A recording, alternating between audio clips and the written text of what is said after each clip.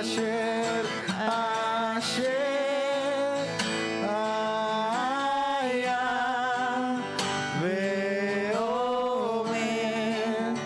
Veyavo, Asher, Aya, Veomer, Veyavo. Bueno, mis hermanos, que el Señor me los bendiga y bienvenidos a su programa, Cafecito con el Pastor. Aleluya. El día de hoy estaremos viendo el capítulo 4 del libro de Jonás. Bueno, estaremos dando por concluido, ¿no?, este libro. Y bueno, como yo les dije, ¿no?, desde el comienzo, las cosas que nosotros tenemos que rescatar de este libro es que no es tan solamente un libro histórico, sino también un libro profético.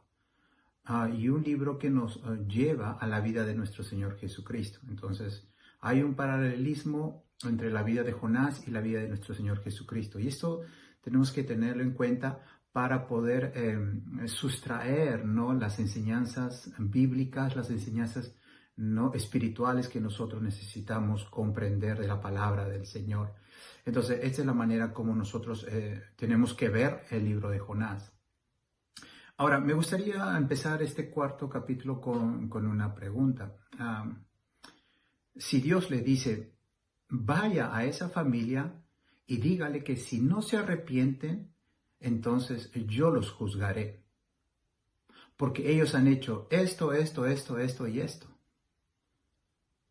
Pero usted sabe que el comportamiento de esa familia es igual a la de usted, a la de su familia. Ahora, si Dios está comenzando a juzgar esta clase de familias por las cosas que están haciendo, mi pregunta es, ¿entonces Dios también juzgará a mi familia? Bueno, la respuesta la tenemos en que Dios es un juez justo y fiel a sus principios y a su moral, y Él no cambia. Pero está diciendo el Señor también que si se arrepiente, entonces los voy a perdonar. Esta misma situación la vivió el profeta Jonás. El Señor le manda a que vaya a un lugar, a un país, con la intención de llevar el mensaje de misericordia, de perdón, de salvación. Pero al mismo instante, él sabía que su pueblo estaba en las mismas condiciones. Por lo tanto, una de las razones que tiene un peso por la cual Jonás no fue o no quería ir es porque el juicio de Dios iba a llegar. ¿Y cómo iba a llegar ese juicio? Dios iba a utilizar a este país para castigar a su pueblo. Y esta es una de las razones por la cual vemos que Jonás no quería ir y proclamar, ¿no?, la palabra de Dios de arrepentimiento.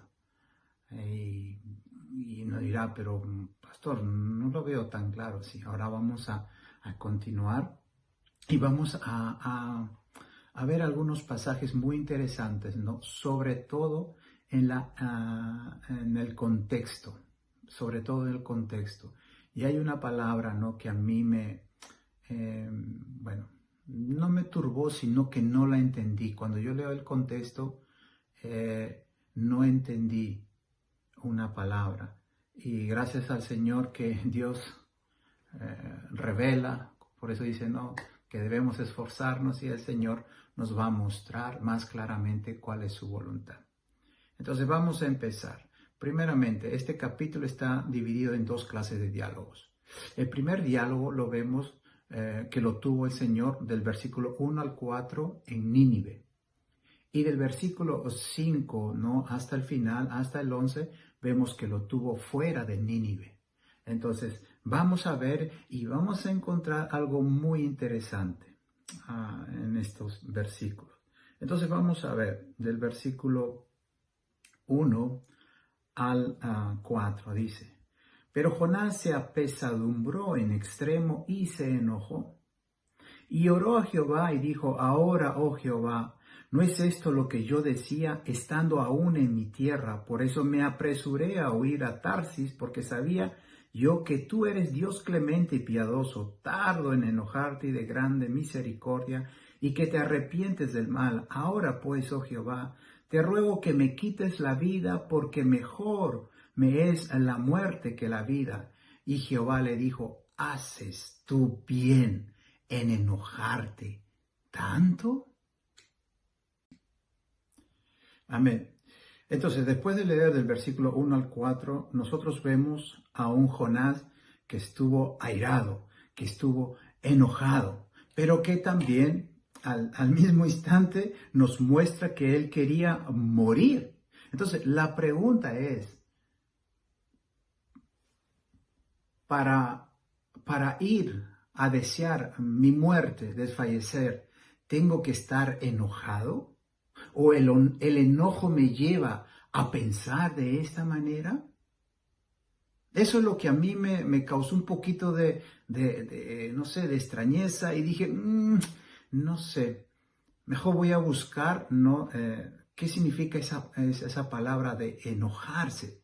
¿No? Y yo me encontré con una buena sorpresa, la cual aclaró, ¿no? El contexto, bueno, como yo lo veo, ¿no? Porque, ¿qué es lo que lleva a las personas a desear quitarse la vida? ¿Qué es lo que le lleva a esas personas a decir, ya no puedo más, ya no hay vuelta que dar, mi vida no tiene sentido, no tengo esperanza, no tengo un futuro, así que lo mejor es quitarme la vida? Pero, ¿qué es lo que antecede a esto? No es un estado anímico fatal que ya no puedes más. Y nosotros el día de hoy conocemos esto como la depresión. Y es verdad, ¿no? La depresión lleva a uno al deseo de quitarse la vida. ¿Por qué? Porque no aguanta más justamente la presión de la vida. Entonces, busqué y yo encontré esto, lo voy a leer, ¿no? Porque según nuestra versión, Jonás aquí se enojó, eso es lo que nos está diciendo. Ahora, lo cual da la impresión de que Jonás se indignó con Dios, estaba furioso con Dios. ¿Por qué estaba furioso? Porque Él es un Dios de misericordia. Él es un Dios perdonador. Él estaba enfurecido por eso. Entonces, la palabra literalmente en hebreo significa enardecido, estaba acalorado, ¿no? En nuestro idioma. Esto es lo que significa enojarse, ¿no? Pero, esto encontré, ¿no? Hay muchas veces este verbo tiene la fuerza de enojarse. Sin embargo, su significado es, dice, más amplio y se refiere a cualquier emoción fuerte, ¿no? De un signo negativo. En otras ocasiones indica una profunda, escuche bien, tristeza o decaimiento. Y probablemente este sea su significado en este caso. Entonces, traducido, ¿no? Esta parte enojar en el hebreo también significa triste o con depresión. Y cuando escucho esto, es en verdad, ¿no? En verdad, tiene sentido, ¿no? Al estado anímico por el cual quería morirse. Ahora, viendo un poquito más, no encontré en otros libros justamente lo que significa esto, ¿no? En todo su contexto, o sea, en todo el pasaje, ¿no? Y hay algunos libros que hablan, por ejemplo, en la Septuaginta dice, estuvo confundido o desanimado, ¿no? En vez de enojar, ¿no? Con cólera, él estuvo confundido y desanimado. Ahora, en otra versión, antigua versión árabe, dice, estuvo dolido. Y en el Targum, que es el Antiguo Testamento, pero en arameo, dice lo siguiente, le afectó profundamente. No dice enojado, sino dice, le afectó profundamente. Y en la versión siriaca dice, le causó gran tristeza. Entonces, ninguna de las versiones antiguas habla de enfado o de ira.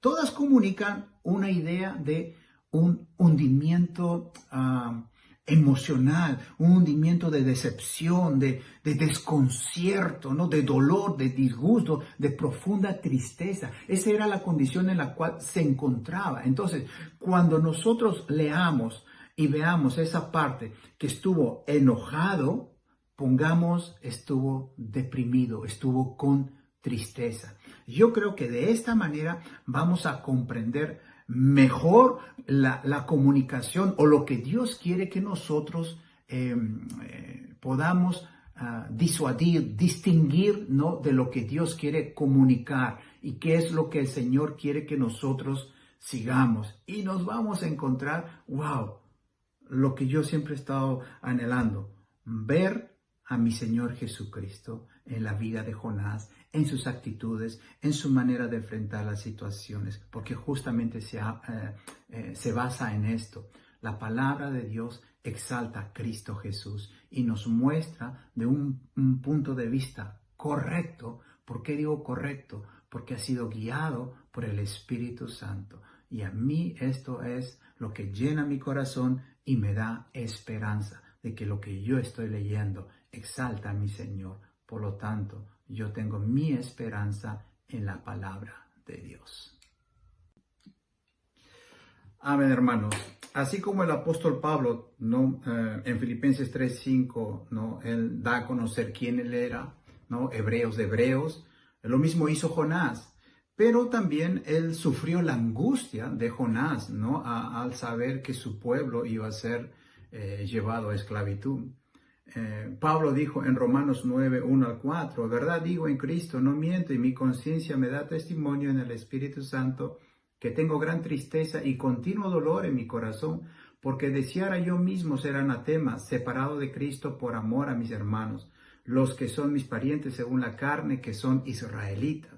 Entonces, este es el sufrimiento de todos los profetas, ¿no? En este caso de Jonás, también lo tuvo nuestro Señor Jesucristo, y como vemos aquí, también lo tuvo, ¿no? Los apóstoles, todos aquellos que han sido enviados por Dios, van a tener esa carga en sus corazones, ¿no? Al ver que viene el juicio de parte del Señor, ¿no? Y en cierta manera también nosotros los pastores tenemos esa carga, ¿no? Por cuando vemos, ¿no? Que hay hermanos, ¿no? Que se están alejando del Señor, ¿no? O están dejando pasar el tiempo, ¿no? Y este es muy triste, ¿no? Muy triste, ¿no? Así que lo mismo sentían ellos. Ahora, esa angustia de Jonás la vemos en el versículo 4:3 dice, quítame la vida ahora, Señor, prefiero estar muerto y no vivo si lo que yo predije no sucederá. Entonces hay aquí algunas preguntas. La primera pregunta que viene es, ¿por qué se hundió tanto, no, anímicamente Jonás, no? Y este mismo sentir de los profetas lo tenemos también en Primera de Reyes, en el capítulo 19, en el versículo 4, en la vida del profeta Elías. Dijo, ¿no? Y él se fue por el desierto un día de camino y vino y se sentó debajo de un enebro y deseando morirse dijo, basta ya, oh Jehová, quítame la vida. ¿Cuáles fueron, no, los motivos de la depresión de Elías? ¿No? Eso está en el versículo 10, ¿no? Primera de Reyes, capítulo 19, versículo 10, dice, he sentido un vivo celo por Jehová, Dios de los ejércitos, porque los hijos de Israel han dejado tu pacto, han derribado tus altares y han matado a espada a tus profetas, y solo yo he quedado. Entonces, este era, ¿no? El dolor que había, la desesperación que había en el corazón, ¿no? de Jonás, de que si yo predico, Dios lo salva, Dios también va a utilizar, ¿no? A Nínive, ¿no? Como instrumento, o los asirios como instrumento de justicia para castigar la dureza del corazón, la idolatría que hay en el pueblo de Israel. Entonces, este era, ¿no? Porque él sabía que iba a venir ese juicio. Pero algo que también vamos a notar es, el Señor va a aclarar, ¿no? El pensamiento que debemos tener acerca de la misericordia del Señor. Y algunos no lo acusan a Jonás como un xenófobo, no, o sea, que solamente Dios tiene que amar o solamente el pueblo de Dios, en este caso Israel, es el escogido, ¿no? Y el Señor le va a dar una enseñanza a Jonás, ¿no? Acerca del verdadero amor de Dios, de la verdadera misericordia. Entonces vemos la segunda parte del versículo 5 al 10, dice, ¿no? Jonás 4, 5 al 10. Y los hombres de Nínive creyeron a Dios y proclamaron ayuno y se vistieron de cilicio desde el mayor hasta el menor de ellos. Y llegó la noticia, perdón, estoy equivocado. Dice, perdón, nuevamente. Y salió Jonás de la ciudad y acampó hacia el oriente de la ciudad y se hizo allí una enramada y se sentó debajo de ella a la sombra hasta ver qué acontecería en la ciudad. Y preparó Jehová Dios una calabacera, para que hiciese sombra sobre su cabeza y le librase de su malestar. Y Jonás se alegró grandemente por la calabacera.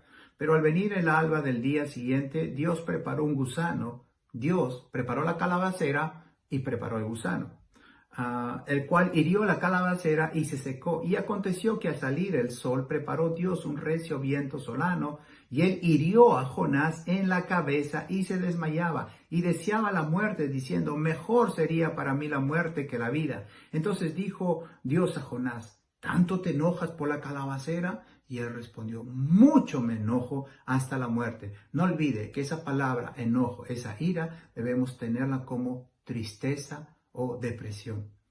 Y él respondió, mucho me enojo, o estoy deprimido o triste hasta la muerte.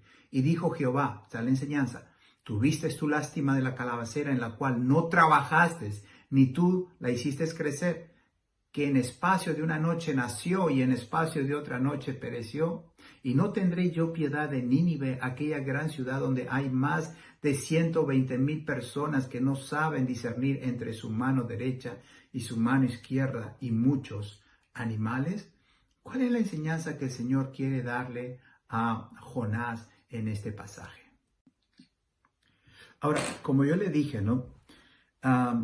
El hecho de que Dios perdonara a Nínive, él sentía que esto iba a ser el instrumento que Dios iba a utilizar para castigar Jerusalén.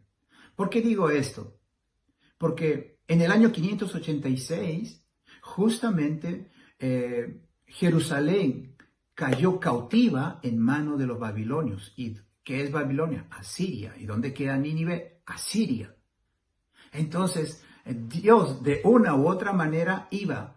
Ahora, Dios no se arrepiente. La Biblia nos muestra, ¿no? En el capítulo 28 de Deuteronomio, que Dios castiga de acuerdo, ¿no? A nuestras propias concupiscencias. Entonces el Señor dice, si tú haces esto, serás bendecido. Si no haces esto, entonces la maldición estará sobre ti. Eso fue lo que le dijo a Israel. Entonces, viendo todo esto, no, el Señor, o en este caso Jonás, sabía lo que le iba a ocurrir a Jerusalén, ¿no? A Israel. Por eso que él dice, no, si yo voy a declarar esta palabra, ellos se van a salvar y Dios lo va a utilizar, porque la condición espiritual de Israel, de Jerusalén, estaba por los suelos. Ellos habían tocado fondo porque estaban metidos, inundados en la idolatría. En la idolatría. Entonces el juicio iba a venir. Por eso esa tristeza en el corazón. Por eso él decía, me quiero morir. ¿Por qué? Porque mi gente va a pasar por el juicio de Dios. Y si yo retardo esto, entonces posiblemente mi pueblo tenga todavía una oportunidad de arrepentirse. Pero según nos muestra la historia, no se arrepintieron, o el arrepentimiento duraba poco, así como también creemos que Nínive no duró mucho, no este arrepentimiento, porque después Nínive, según los historiadores, fue destruida y no se sabe más, aunque claro, podemos ver por la geografía dónde queda el día de hoy. Pero a lo que vamos, a la parte espiritual, es justamente la condición de Jonás nos refleja a Cristo Jesús. ¿Por qué digo esto? Porque en el libro de Mateo, capítulo 26, versículos 36 al 38, dice: Entonces llegó Jesús con ellos a un lugar que se llama Getsemaní y dijo a sus discípulos: Sentaos aquí, que entre tanto que voy allí y oro. Y tomando a Pedro y a los dos hijos de Zebedeo, comenzó a entristecerse. Justamente la misma condición de Jonás. Y dice, y angustiarse en gran manera. Después nos habla, no, tres veces fue, muy interesante esto, 3 veces fue a lo mismo, a pedir al Señor, a clamar al Señor. Esta era la condición de nuestro Señor Jesucristo. ¿Por qué? Porque pronto iba a venir el juicio de Dios a Israel.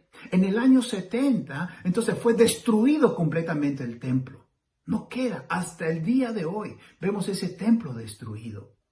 Ahora, ocupado por otra cultura, ocupado por otra gente que no adora realmente al único Dios verdadero.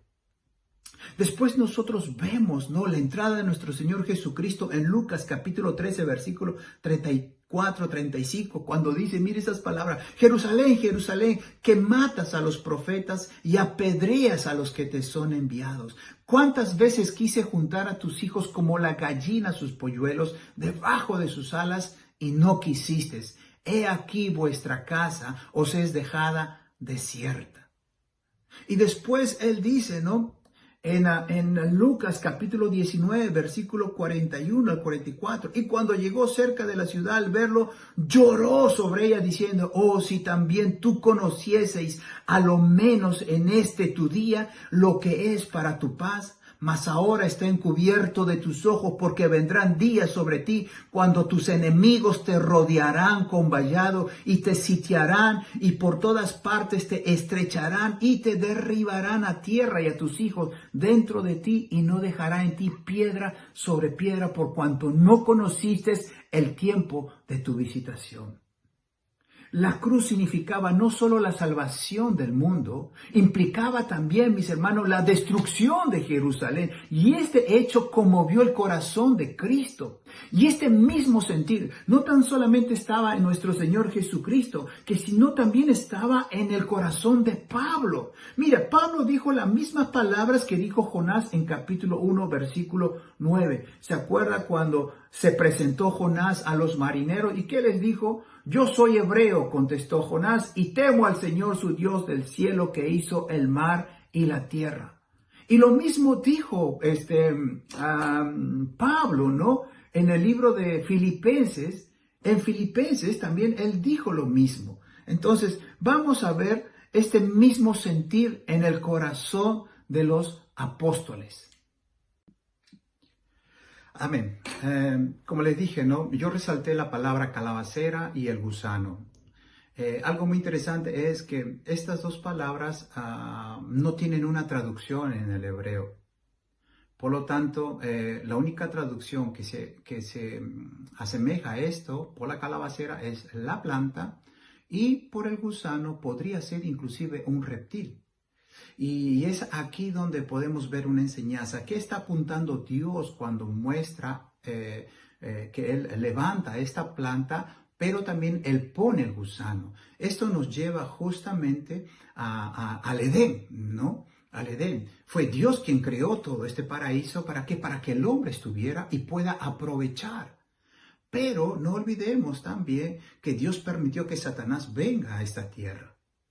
Y esta imagen de Satanás representa este gusano.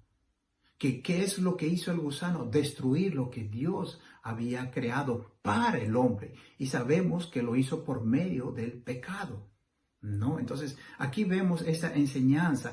Pero lo más importante en esto es que Dios tiene misericordia. Dios tiene misericordia, ¿no? Y aunque